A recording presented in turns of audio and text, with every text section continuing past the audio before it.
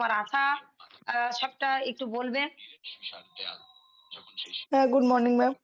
First কথা, আমার good খুব মর্নিং। ঠান্ডা লেগেছে। গলার সাউন্ড শুনে অন বুঝতে হয়নি পারছি। কেন? ক্যামেরা অন হয়নি কেন? Sorry sorry. একবার তো দেখা যে সবাই হ্যাঁ, দেখো। এইটাই তো একদিন দেখার সময়। চলো, ওকে। এক- একদম। তো আমার আপলাইন হচ্ছে সন্ধ্যা ম্যাম, আর সুপার আপলাইন নাফসা ম্যাম। আমার জার্নিটা সত্যি একটু অন্যরকম। ফার্স্ট মানে এই কথাটা না বললেই নয়, এই ইয়াসবিদে হয়তো নাফসা ম্যামের হাত ধরে আসলে অনেক দিন এগিয়ে যেতাম। বাট তখন যে কেন আসেনি সেটা আমি জানি না, মনেও পড়ে না। ম্যামকেও বলেছিলাম যে আপনার হাত ধরে আসলে আমি অনেক কিছু করতে পারতাম। তো এখন সন্ধ্যা ম্যামের হাত ধরে এসেছি। ম্যাম অনেকটাই সাপোর্ট।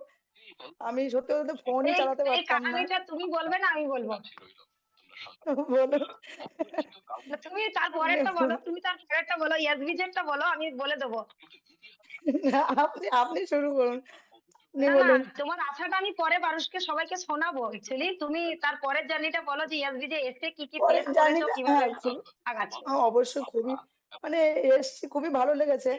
তো আমি তো জানতাম যদি না, কোনো ফোনের প্রোডাক্টস এর বিষয়ে রিভিউ কিছুই থেকে থাকে জানতাম না। সেটাও তুমি বলবে, যে তোমার কোনো প্রোডাক্টস এর হ্যাঁ, রিভিউ যদি তোমার কাছে প্রোডাক্টস থাকে তো, সেটাও বলবে। প্রোডাক্টস এর কথা তো বলাই মানে যেটা না বলবো সেটাই না বলার মতো হয়ে যাবে, এরকম একটা ব্যাপার। প্রোডাক্টস তো আমার বাবার জন্য নিয়েছিলাম অনেক কিছুই।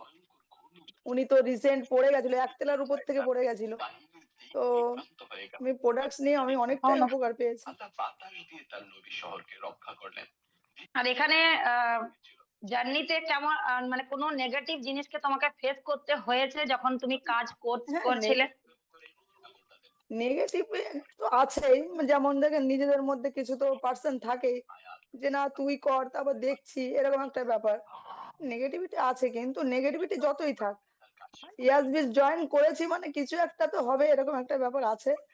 কিছু একটা করব, এই চিন্তা ভাবনা আছে। দেখাবো সবাইকে যে কিছু একটা করতে চাই। ঘরে বসে, যেহেতু বাইরে তো আর যেতে হচ্ছে না। ওকে। আচ্ছা, এখান থেকে একটা কিছু শিখবো, একটা কিছু জানবো। সবাই যে এটা হবে, সবাই যে এটা করবে সেটা নয়, তবুও কিছু জিনিস বলে দেওয়া দরকার, কিছু জিনিস জানিয়ে দেওয়া দরকার, যেটা আমরা ফলো আপের পার্টে বলি। অনেক সময় আমরা এটাও বলে থাকি যে কখনো কোনো লিস্টকে ডিলিট করবে না, কখনো কোনো লিস্টকে ডায়েরি থেকে সরাবে না।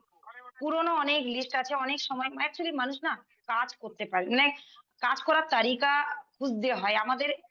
নেক্সট নেক্সট এখন ও কি বললো যে আজ যদি আমি নাফিসার হাত ধরে আসতাম তাহলে অনেকটা আগিয়ে দিতাম। এটা কেন বললো? এখন আপলাই হিসাবে কেন সন্ধান নাম নিল? তার কারণটা আমি বলে দিই। ওরা কারণ এখানে আমিও কিছুটা ইনভলভ আছি। তার কারণ যখন অনেক সময় আমাদের লিডারদের কাছে অনেক নাম্বার থাকে, লিস্ট থাকে, অথচ সে মানুষটা দেখা যাচ্ছে কোনো রেসপন্স করছে না, কোনো রিপ্লাই দিচ্ছে না, কোনো কি অনেক হয় যে অনেক দিন ধরে, অথচ সে কোনো কিছু ভাবে তার কোনো রিয়াকশন নেই। সেটাও ওর ক্ষেত্রে হয়েছিল। ও কিন্তু কোনোভাবেই সেটাতে রেসপন্স করছিল না। আর রেসপন্স না করার জন্য সেই প্রথম সুযোগটা হারাই। আর দ্বিতীয় সুযোগ ওর কাছে আসে কার মাধ্যম থেকে, সেটা কিন্তু আমাদেরই একটা প্ল্যান বলতে গেলে। যে এই প্ল্যানে ও আবার মানে সন্ধ্যার হাত ধরে সেই প্ল্যান দেখে। আর সেটা বলেছিল যে আমার কাছে এই অপরচুনিটি এসেছে, কিন্তু আমি, কিন্তু এটা যে আমাদের, কারণ আমাদের উদ্দেশ্য যে আমাদের টিমেই আসুক, আমাদের টিমেই আসুক এন্ড আমাদের সাথেই আসুক। তো তখন ও আমার, কিন্তু তারপরেও ও ইগনোর করে সন্ধ্যাকে। সন্ধ্যাকে আবারও ও রিপ্লাই দেওয়া বন্ধ করে। হতে পারে ওর টাকার প্রবলেম ছিল, হতে পারে হ্যাঁ অবশ্যই ওর সমস্যা ছিল, কিন্তু কি ইচ্ছা ছিল, কি চলছিল একটা মানুষের মধ্যে না আমরা বুঝতে পারি না। এবার সেখানেও দেখি আবার স্টপ হয়ে গেল। অ্যাকচুয়ালি সত্যিই কি একে আনা যাবে? তো আরেকটা ট্রাই করা যায়। আরেকটা ট্রাই আমি করলাম। আমি যখন ওকে কল করি তখনও কিন্তু ও সেমন ভাবে রেসপন্স আমাকে করেনি। হ্যাঁ ঠিক আছে, আমি কল করে নেবো, আমি কাজ করার থাকলে আমি বলে দেবো, আমি ওনাকে আমি জানিয়ে দেবো। যথারীতি আমাকে যেভাবে ইগনোর করার হয় ও ঠিক কিন্তু সেভাবে করেছে, যেটা আমরা ফেস করি। এগুলো আমাদের কাছে একটা কমন ব্যাপার। আজকে মনে হতে পারে যে আজকে অনেকেই আছে এরকম, যে আমিও তো এরকম করেছি। তো আমার কাছে সেই জিনিসটা কমন ছিল। ঠিক আছে, ব্যাপারে সন্ধ্যাকে জানিয়ে দিলাম, সন্ধ্যা এই ব্যাপার, তুমি একটু দেখে নিও, তুমি একটু দেখে নিও, কারণ ও কিন্তু আমাকে এই বলেছে তোমাকে ডিসিশন নাকি জানা। সন্ধ্যা বলো ঠিক আছে। তো তারপর সন্ধ্যার সঙ্গে কথা বলে, জানি না ওর মনের মধ্যে কি চেঞ্জ কি হয়, তারপর হঠাৎ করে সিলভারে আসেও। তো আজকে মেন হচ্ছে এটাই, এসছে ঠিকই, আপলাইন চেঞ্জ হয়েছে, আর এসছে ইয়াসমিন যেই।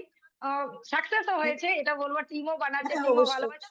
ভালো ভালো মেয়ে আসার পরের থেকে কিন্তু কাজ করছে, কাজটাকে মন দিয়ে শিখছে, কাজটাকে ভাবতে পারিনি যে ও মানে টিকবে এতদিন ধরে, যে আপ এন্ড ডাউন করে হলেও। আম না দেখুন, আমি তো সত্যি কথা বলতে Facebook প্রথমত।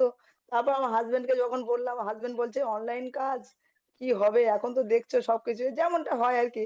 আমি বলছি, "আরে বাবা কত পয়সাই তো এদিক ওদিক যাচ্ছে। দেখি না কিছু একটা দেখি কিছু তো একটা হবে।"